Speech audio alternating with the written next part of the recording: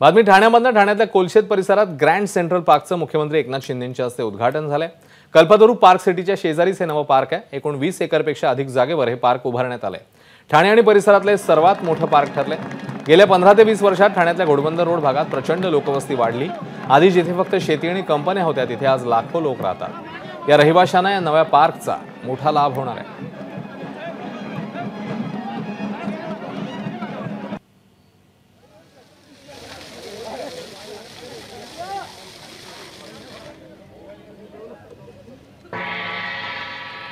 खूप मोठा एक प्रकल्प ठाणे सेंट्रल पार्कच्या माध्यमातून ठाणेकरांना देण्याचा आनंद आणि समाधान आज मला या ठिकाणी लाभलेला आहे।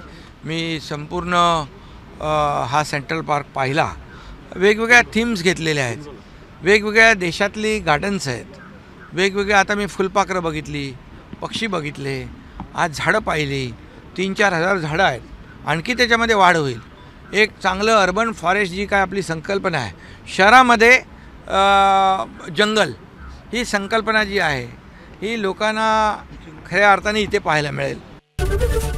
एबीपी माझा, उघडा डोळे बघा नीट।